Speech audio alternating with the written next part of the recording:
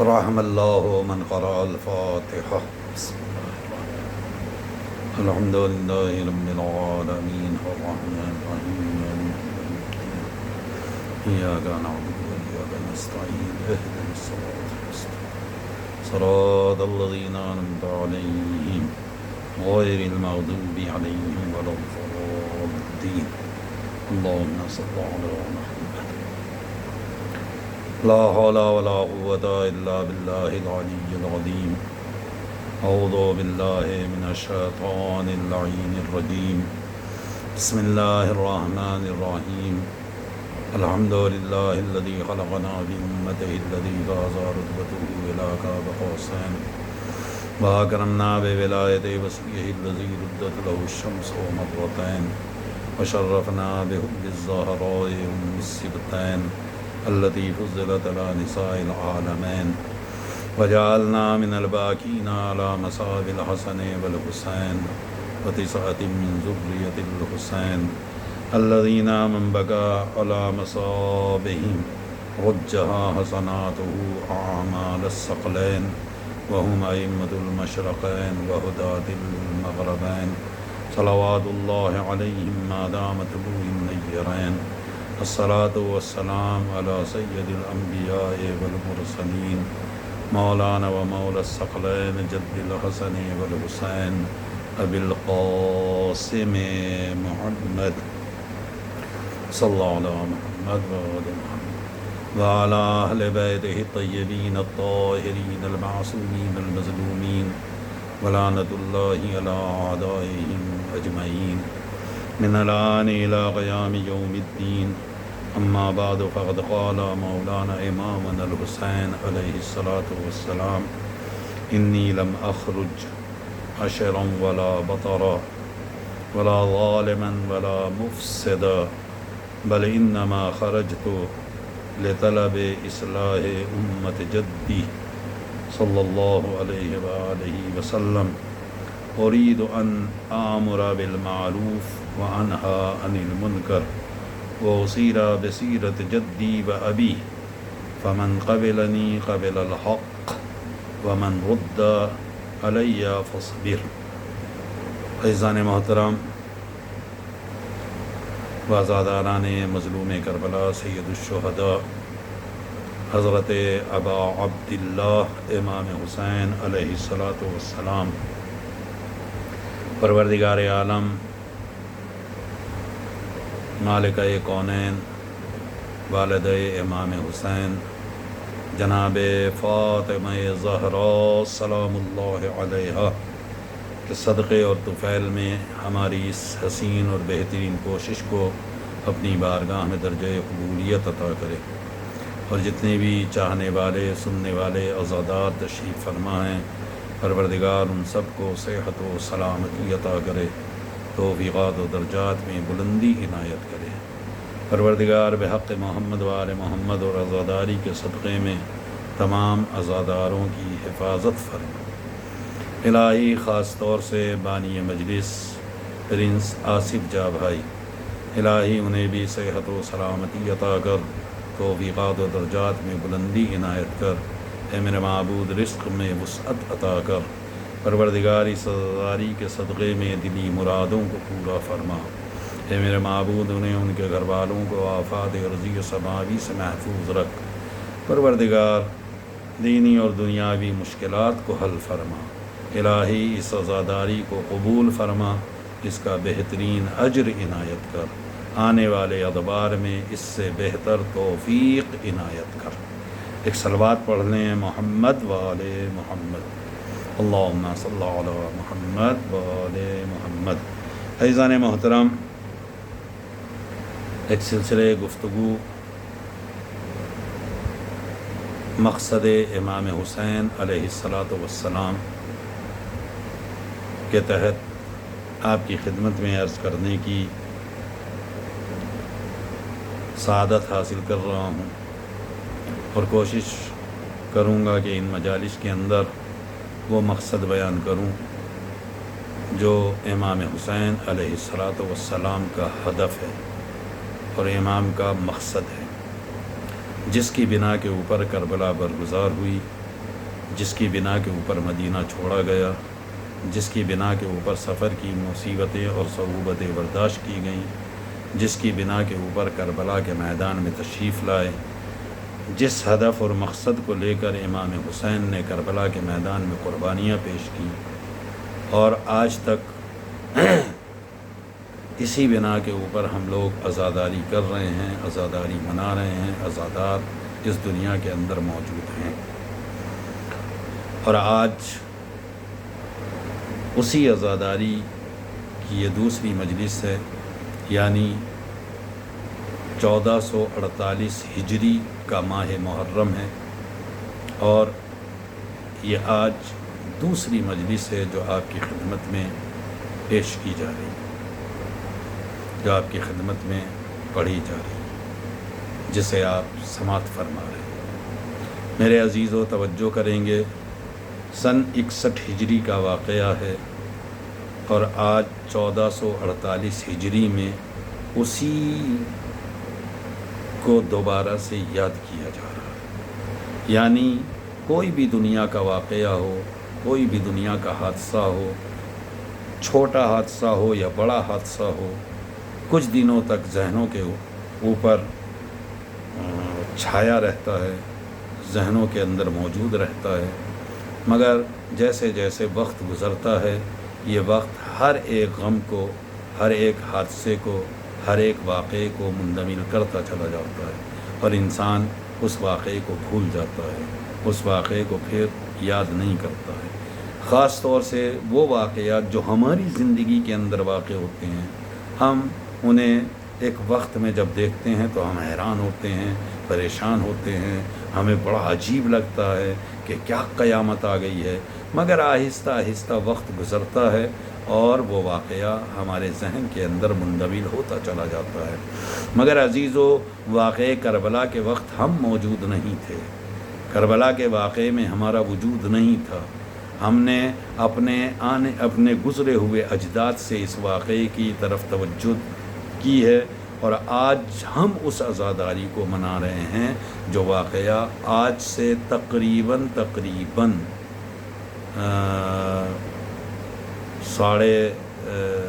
سن 61 ہجری کا واقعہ 1448 تقریباً کیا کہتے ہیں 1300 کچھ سال، میرے خیال میں 80-87 سال ہوں گے۔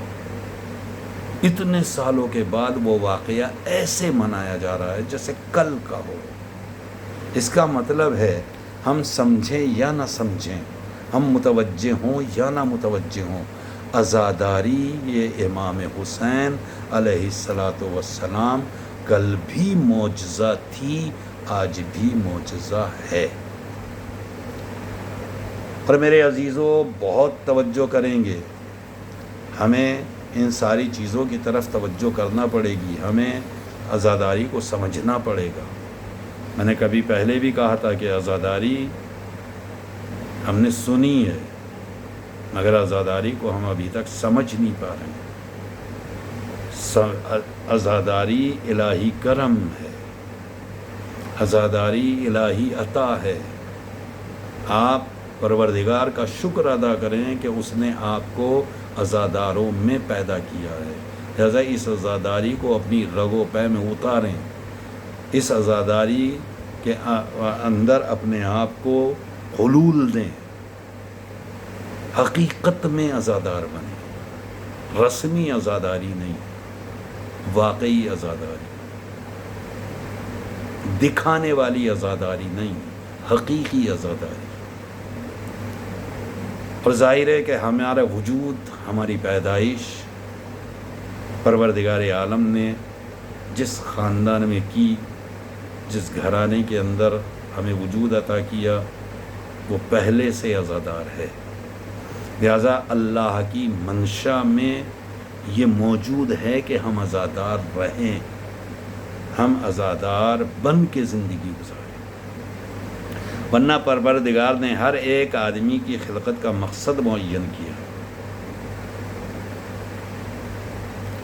اس دنیا کے اندر جو بھی آیا ہے بغیر ہدف کے نہیں آیا، جسے بھی پروردگار نے وجود دیا ہے اس وجود کے پیچھے ایک مقصد موجود ہے، اور وہ مقصد ہے اطاعت خدا، وہ مقصد ہے عبادت خدا۔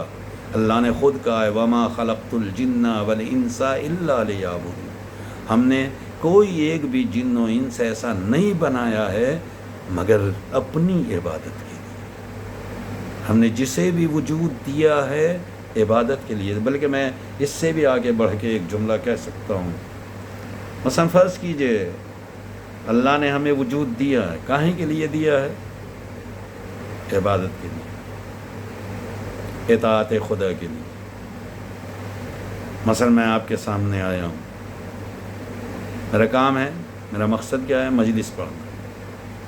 اب اگر میں آپ کے یہاں مجلس پڑھنے جاؤں، مجلس پڑھنے کے لیے آؤں، تو ظاہر ہے کہ جیسے ہی میں آپ کے یہاں پہنچوں گا آپ میری خدمت میں لگ جائیں گے۔ ہاں صاحب، آپ بڑی دور سے تشریف لائے ہیں، آپ کو ہم نے بلایا ہے، مجلس پڑھنے کے لیے بلوایا ہے، لہذا میری تیمارداری کریں گے، میری خدمت کریں گے، مجھے ہر طریقے سے آسانی اور آسائش مہیا کریں گے۔ یہ کھا لیجئے، یہ پی لیجئے، یہ فلاں چیز آپ ایک بار نوش کر کے دیکھیے۔ لیکن اگر مجلس کا وقت آتے آتے میرا پیٹ بھر جائے، میں بالکل سیر ہو جاؤں اور میرے اوپر سستی طاری ہو جائے، اور آپ پھر میرے سے کہیں کہ وہاں صاحب چلیے مجلس پڑھنا ہے، آپ کی مجلس کا وقت ہو گیا ہے، اور میں کہوں کہ بھائی ایک کام کرو، مجلس کسی اور سے پڑھوا لو، میں نے اتنا زیادہ کھا لیا ہے، میں نے اتنا زیادہ کیا کہتے ہیں پی لیا ہے کہ اب میرے اندر وہ طاقت نہیں ہے، میرے اندر وہ صلاحیت نہیں ہے کہ میں آپ کے سامنے مجلس پڑھ سکوں، مجھے تو سستی طاری ہو رہی ہے، مجھے تو نیند لگ رہی ہے۔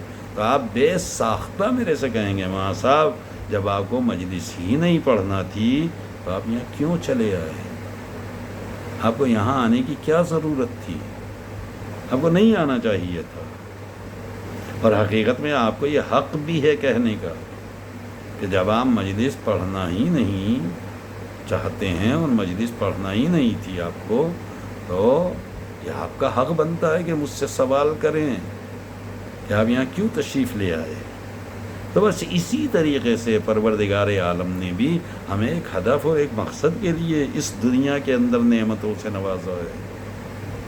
یہ جو ہم اللہ کی نعمتیں استعمال کر رہے ہیں، ہو سکتا ہے کچھ آدمی کہیں کہ ہمارے پاس نعمت دی کیا ہے خدا نے، تو میں کہوں گا تمہارا وجود ہی نعمت ہے، تمہاری زندگی تمہارے لیے نعمت ہے، تمہاری زبان تمہارے لیے نعمت ہے، تمہارے کان تمہارے لیے نعمت ہیں، تمہاری آنکھیں نعمت ہیں، تمہارا کیا کہتے ہیں یہ جو ذہن کے اندر وجود ایک ایسا پایا جا رہا ہے کہ جس سے آپ ہر امر کو سمجھ رہے ہیں، ہر امر کے بارے میں سوچ رہے ہیں، ہر کام کے بارے میں اپنے آپے کو آمادہ کر رہے ہیں، یہ خود ایک نعمت ہے۔ آپ کے باتوں میں حرکت ہے، بدن میں حرکت ہے، دل میں دھڑکن ہے، سانس کیا اپ ڈاؤن اور آنا جانا ہو رہا ہے، آمد و شود ہو رہی ہے، یہ کیا ہے؟ یہ ساری چیزیں نعمتیں ہیں۔ تو آپ اللہ کی نعمتوں کو استعمال کر رہے ہیں، زبان سے آپ بول رہے ہیں، آنکھوں سے آپ دیکھ رہے ہیں، کانوں سے آپ سن رہے ہیں، دماغ سے آپ سوچ رہے ہیں۔ تو یہ نعمتیں آپ نے خود نہیں ایجاد کی ہیں، اللہ نے دی ہیں آپ کو۔ آپ اللہ کی دی ہوئی نعمتوں سے محظوظ ہو رہے ہیں، مستفیض ہو رہے ہیں۔ تو جب اللہ کی دی ہوئی نعمتوں سے آپ مستفیض ہو رہے ہیں تو آپ اگر مجھے ناشتہ کرانے کے بعد یہ حق رکھتے ہیں کہ آپ مجھ سے سوال کریں کہ جب آپ کو یہ کام کرنا ہی نہیں تھا تو آئے کیوں؟ تو پروردگار بھی کل آپ سے سوال کر سکتا ہے، وہی سوال کرے گا وہ بھی کہ جب آپ کو ہم نے دنیا میں آپ ہماری دنیا میں نعمتیں استعمال کر رہے تھے اور آپ کو عبادت کرنا ہی نہیں تھی، ہماری اطاعت کرنا ہی نہیں تھی، ہمارے حکم کو ماننا ہی نہیں تھا، ہمارے بتائے ہوئے راستے پر چلنا ہی نہیں تھا، تو آپ دنیا میں گئے کیوں؟ آپ کو تو دنیا میں جانا ہی نہیں چاہیے تھا۔ ایک صلوات پڑھنے پڑے محمد و آل محمد پر، اللہم صلی علی محمد و آل محمد۔ ایسا میرے عزیزوں، میرے دوستوں، ایک بار فکر کریں، ایک بار سوچیں. امام حسین کربلا کے میدان میں وہی امر انجام دے رہے ہیں، وہی اطاعت خدا ہے، وہی عبادت خدا ہے، وہی حکم الہی ہے. لہٰذا جو حکم الہی ہے اس کے اوپر امام حسین نے عمل کر کے بتایا کہ جو بھی ہمارا ماننے والا ہے وہ حکم الہی سے سرپیچی نہیں کرے گا، وہ اپنی منمانی نہیں کرے گا، وہ اپنے جذبات میں نہیں بہے گا، اس کے اوپر عقل حاکم ہوگی، وہ عقل کے سہارے زندگی کو گزارے گا. لہذا کل اگر خدا ہم سے سوال کرے کہ جب تم نے ہماری نعمتیں استعمال کی اور تمہیں دنیا میں ہمارا حکم ہی نہیں ماننا تھا، تو تم دنیا میں جانے کا تمہارا فائدہ کیا تھا؟ تم کیوں دنیا کے اندر چلے گئے؟ اور اسی میں دوسری بات اگر عرض کروں، اگر فرض کیجئے میرے بچے ہیں، میری اولاد ہے، میرے بیٹے ہیں، میں اپنے بیٹے سے کوئی بات کہوں اور میرا بیٹا میری ہر بات کی نافرمانی کرتا ہو، میں جو بھی کہوں اس کے بالکل برعکس وہ کام کرتا ہو، تو سچ بتائیے گا میں اس سے راضی رہوں گا یا مجھ سے ناراض ہوں گا؟ یقینی ہے، انسان کی اندر کی طینت ہے، اندر کی فطرت ہے کہ وہ نافرمان لوگوں سے ناراض رہتا ہے، نافرمان لوگوں سے راضی نہیں ہوتا ہے.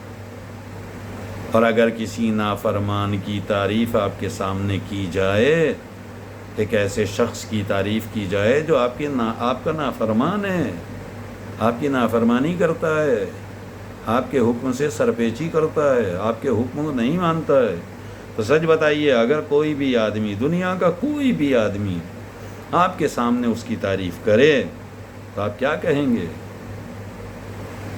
اگر میرے سامنے ایسے شخص کی تعریف کی جائے جو میری نافرمانی کرتا ہے تو میں یہی کہوں گا، بھائی اس کی بات نہ کرو، وہ اس لائق نہیں ہے. میں کسی سے بھی اس کی بات نہ کرتا ہوں اور نہ کسی کی زبان سے اس کی بات سنتا ہوں. میرے سامنے اس کی بات نہ کرو. بالکل اسی طرح، بالکل ایسے ہی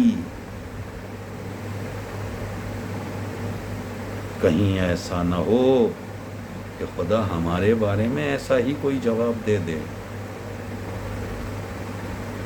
اللہ کہے بھائی اس کی بات نہ کرو کیونکہ وہ ہماری بات ہی نہیں سنتا ہے، وہ ہماری بات مانتا ہی نہیں ہے. تو جب وہ ہماری بات نہیں سنتا تو ہم اس کی بات کیوں سنیں؟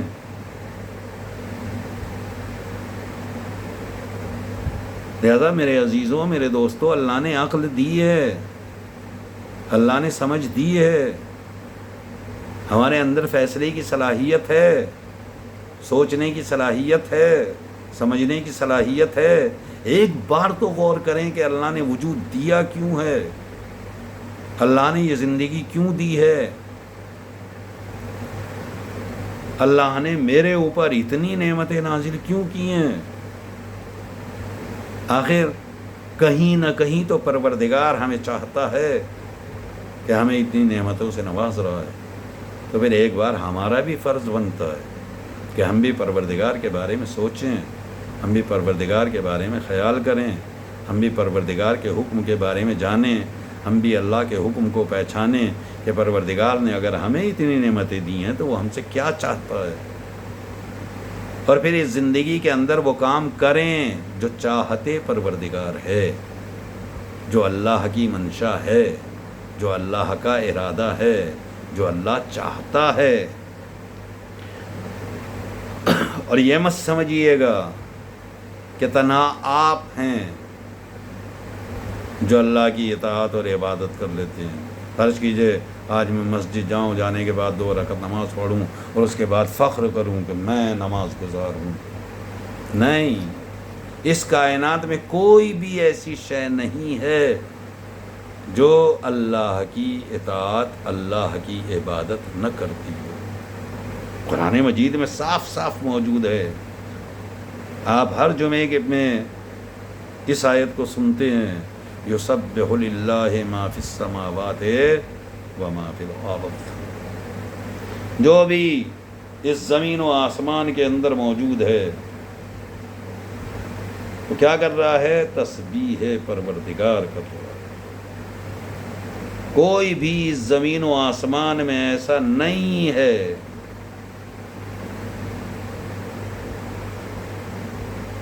جو بھی ہے وہ اللہ کی تسبیح کرتا ہے۔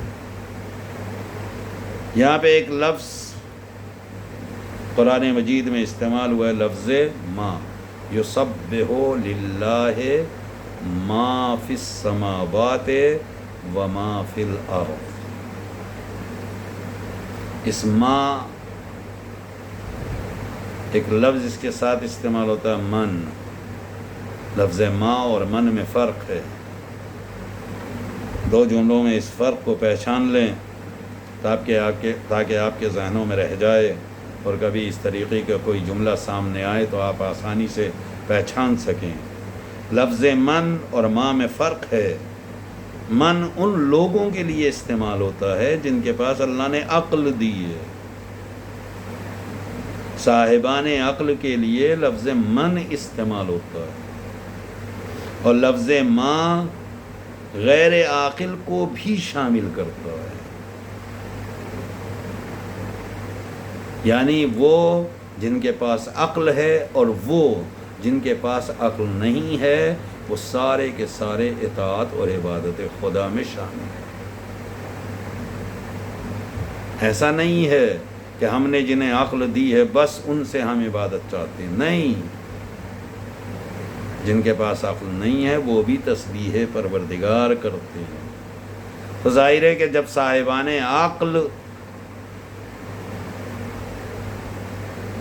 بلکہ صاحبان غیر عقل اگر تسبیح پروردگار کر رہے ہیں تو اولا ہے کہ جن کو اللہ نے عقل عطا کی ہے وہ اطاعت خدا کریں، وہ عبادت خدا انجام۔ بس ایک چھوٹا سا واقعے کی طرف اشارہ کر کے آج کی بات کو تمام کر لینا چاہتا ہوں۔ ایک نام آپ نے بڑا سنا ہے، مشہور ہے، جناب بہلول۔ آپ کے ذہنوں میں ہوگا۔ بہلول کے بہت سارے واقعات ہیں۔ بہلول ایک کرائے کے گھر میں رہتے تھے۔ جیسے آج کل آپ نے دیکھا ہے کہ لوگ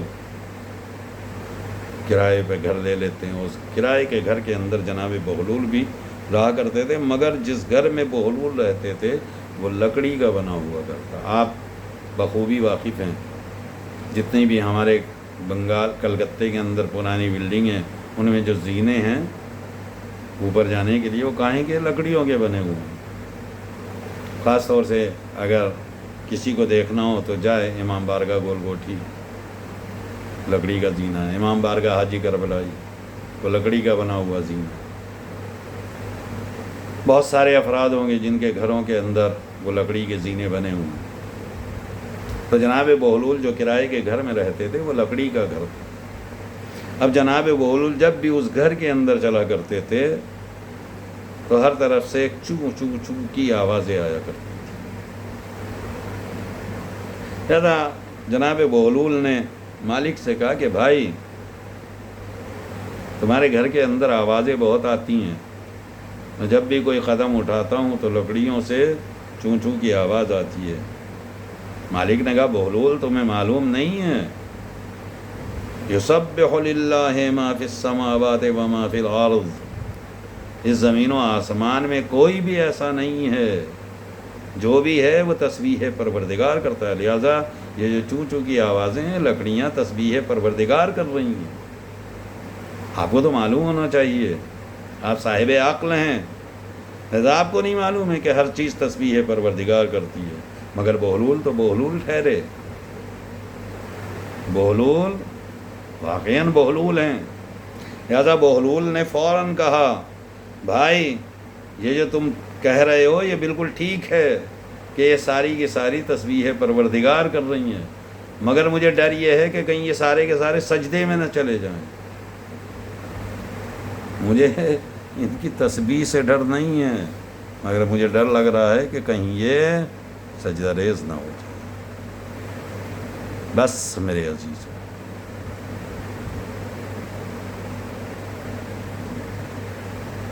آخری جملے میں اتنا ہی کہوں گا. خدا نے وجود دیا ہے، خدا نے ہر طریقے کی نعمت سے نوازا ہے، پروردگار عالم نے ہمارے اوپر کرم کیا ہے. لہذا ہمارا بھی فرض بنتا ہے کہ ایک بار پروردگار کے بارے میں فکر کریں، ایک بار پروردگار کے بارے میں سوچیں. اطاعت پروردگار ہمارے اوپر واجب ہے، اور تنہا اطاعت خدا واجب نہیں ہے، اطاعت اہل بیت بھی ہمارے اوپر ویسے ہی واجب ہے جیسے اطاعت خدا واجب ہے.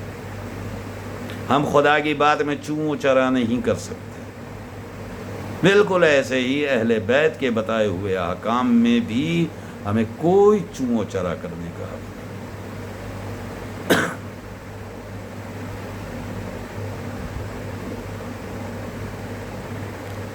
غور کریں گے، فکر کریں گے، انشاءاللہ باقی مطالب کل کی مجلس میں عرض کروں گا. آج بس اسی حد تک. محرم کی دوسری تاریخ ہو گئی. پتہ نہیں، عجیب ہے، محرم شروع ہوتا ہے اور یکا یک تاریخیں گزرنے لگتی ہیں.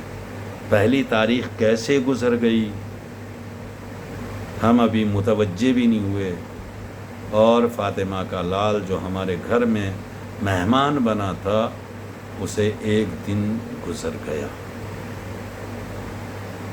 ہمارے امام باڑوں میں رونقیں ہیں، ہمارے گھروں میں رونقیں ہیں، ہر گھر میں امام باڑہ سجا ہوا ہے. کیوں؟ اس لیے کہ فاطمہ کے لال کی آمد ہو چکی. مگر آج محرم کی 2 تاریخ ہے، فاطمہ کا لال بارد کربلا ہو چکا. میں بس ایک روایت کربلا سے آپ کی خدمت میں عرض کروں گا اور ایک روایت الگ سے عرض کرنا. جب فاطمہ کا لال بارد کربلا ہوا تو تاریخ نے لکھا ہے کہ جناب زینب نے سوال کیا کہ بھیا کیا ہمارا قافلہ یہیں پہ ٹھہرے گا؟ امام حسین نے کہا ہاں میری ماں جائی، یہ قافلہ یہیں پہ رہے گا. جناب زینب نے کہا کہ بھیا مجھے اچھا نہیں لگ رہا ہے کہ ہم یہاں ٹھہرے. مگر امام حسین نے کہا بہن یہی جگہ ہے جو ہماری قرار گاہ ہے، ہمیں یہیں پہ ٹھہرنا ہے. پر جناب زینب نے جناب امام حسین سے ایک جملہ کہا کہ بھیا اس سفر کے دوران ہمارا قافلہ جہاں کہیں بھی ٹھہرا ہے، میں نے رات کی تاریکی میں کسی رونے والی کی آواز کو سنا ہے. جناب امام حسین نے کہا کہ بہن ٹھیک کہتی ہو کہ تم نے کسی رونے والی کی آواز کو سنا ہے، مگر جو رو رہی ہے اسے رونے دو. ہو سکتا ہے اس کا کوئی دکھ ہو سکتا ہے اس کے اوپر کوئی مصیبت ہو سکتا ہے اس کا کوئی حادثہ اس کے اوپر ہو گیا ہو. مگر جناب زینب نے ایک جملہ کہا کہ بھیا مجھے اس کے رونے پہ اعتراض نہیں ہے. بس امام حسین نے کہا بہن اگر تمہیں اس کے رونے پر اعتراض نہیں ہے تو پھر مجھ سے کیوں کہہ رہی ہو؟ بس جناب زینب نے ایک جملہ کہا بھیا تم تو جانتے ہو کہ ہم عالم سفر میں ہیں، ہم عالم غربت میں ہیں، ہم سفر کی صعوبتیں جھیل رہے ہیں، ہم اپنے گھر سے بہت دور ہیں. بھیا تمہیں یہ بھی معلوم ہے کہ بہن تمہارے بغیر نہیں رہ سکتی ہے، تمہارے بغیر گزارا نہیں کر سکتی ہے۔ امام حسین نے کہا بہن کیا کہنا چاہتی ہو؟ کہا بھیا میں یہ بتانا چاہتی ہوں کہ وہ رونے والی کی آواز جب میرے کانوں سے ٹکراتی ہے تو وہ تنہا روتی نہیں ہے، وہ تمہارا نام لے لے کے روتی ہے، ہائے میرا لال حسین، ہائے میرا پیاسا حسین۔ بھیا مجھے اس کے رونے پہ اعتراض نہیں ہے، مگر وہ جو تمہارا نام لے لے کے روتی ہے، میں بس اس سے یہ کہنا چاہتی ہوں وہ روئے جتنا رونا چاہتی ہے روئے، مگر کم سے کم تمہارا نام لے کے نہ روئے۔ بس امام حسین نے کہا اے بہن اگر تم یہ کہنا چاہتی ہو تو ایک کام کرو، آج رات آدھی رات گزرنے کے بعد، نصف شب گزرنے کے بعد جب اس رونے والی کی آواز تمہارے کانوں تک آئے تو ایک کام کرنا، تم خود اس کے پاس جانا اور جانے کے بعد کہہ دینا عزیزو رات کی تاریکی ہوئی، جناب زینب آدھی رات گزری، جناب زینب کے کانوں سے آواز ٹکرائی، زینب نے اپنے قدم آواز کی سمت بڑھائے، چلتے چلتے ایک جگہ پر پہنچی، کیا دیکھا ایک بیوی ہے جو گھٹنوں پر سر رکھے ہوئے ہائے میرا لال حسین، ہائے میرا پیاسا حسین کہہ کے رو رہی ہے۔ عزیزو بس جیسے ہی جناب زینب قریب گئیں، جانے کے بعد ایک مرتبہ اس خاتون سے کہا اے بی بی تم رونا چاہتی ہو رو، مگر میرا بھائی حسین ہے، میرے بھائی کا نام لے کر نہ رویا کرو۔ ایک مرتبہ خاتون نے چہرے سے نقاب ہٹائی، آواز دی اے میری لال زینب اگر تیرے بھائی کا نام حسین ہے تو میرے لخت جگر کا نام حسین ہے، اے بے زینب میں کوئی اور نہیں، دکھیاری ماں فاطمہ زہرا ہوں۔ اجرکم اللہ، اجرکم اللہ، خدا کسی غم میں نہ رلائے سوائے غم اہل بیت کے۔ بس عزیزو ایک روایت آپ کی خدمت میں عرض کرنا ہے، کل میں نے جناب مسلم کے بارے میں عرض کیا تھا، تاریخ کہتی ہے کہ جناب مسلم کربلا کے جناب مسلم کو کوفے میں شہید کر دیا گیا۔ عزیزو جسم زمین کے اوپر پھینک دیا گیا۔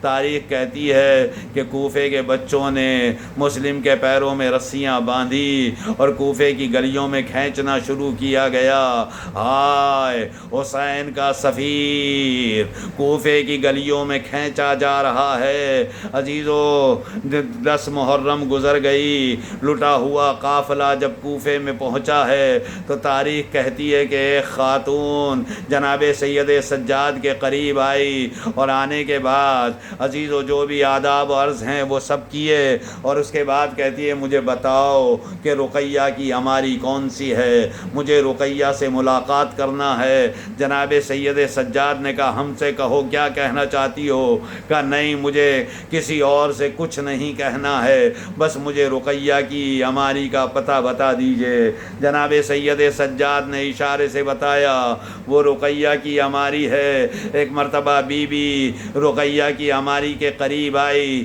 اور آنے کے بعد ایک مرتبہ آواز دی اے زوجہ مسلم اے رقیہ، میرے پاس مسلم کی ایک امانت موجود ہے جو میں تمہارے حوالے کرنا چاہتی ہوں۔ جناب رقیہ نے پوچھا کیا امانت لائی ہو؟ ایک مرتبہ اس نے اپنی گٹھڑی میں ہاتھ ڈالا، 2 کرتے نکالنے کے بعد جناب رقیہ کے سامنے رکھے، یہ امانت ہے جو میں تم تک پہنچانا چاہتی ہوں۔ اے رقیہ تمہارے لال کوفے میں شہید کر دیے گئے، تمہارے نونہالوں کا خون بہا دیا گیا ہے۔ شاید رقیہ نے جواب دیا ہو ارے جب فاطمہ کا لال ہی دنیا میں نہ رہا تو پھر میرے بچوں کا کیا ہے، میں نے اپنے بچوں کو حسین پر نثار کر دیا۔ سیعلم الذین ظلموا ای منقلب ینقلبون ولعنت اللہ علی اعدائهم اجمعین، انا للہ و انا الیہ راجعون۔ الہی بحق الزہراء و ابیہا و بعلہا و بنیہا، پروردگار ہمارے اس ذکر کو قبول فرما لے، الہی حاضرین کی مرادوں کو پورا کر، پروردگار جو بے روزگار ہیں انہیں روزگار عطا کر، جو بیمار ہیں انہیں صحت و سلامتی عطا کر، پروردگار خاص طور سے بانی مجلس ہمارے پرنس آصف جاں بھائی پروردگار انہیں بھی صحت و سلامتی عطا کر، جو عارض ان کے اوپر طاری ہیں پروردگار ان سے شفا یابی عطا فرما۔ اے میرے معبود عزاداری کے صدقے میں دلی مراد کو پورا فرما۔ اے میرے معبود اس عزاداری کو رضایت جناب زہرا کا سبب قرار دے دے۔ پروردگار بحق محمد وآل محمد عزاداری کے صدقے میں جتنی بھی دینی اور دنیاوی مشکلات ہیں ان مشکلوں کو حل فرما دے۔ اے میرے معبود بحق محمد وآل محمد آنے والے دور میں اس سے بہتر توفیق عنایت کر دے۔ امام کے ظہور میں تعجیل فرما، ہمیں ان کے ناصرین میں شمار فرما۔ ماتم حسین یا حسین یا حسین۔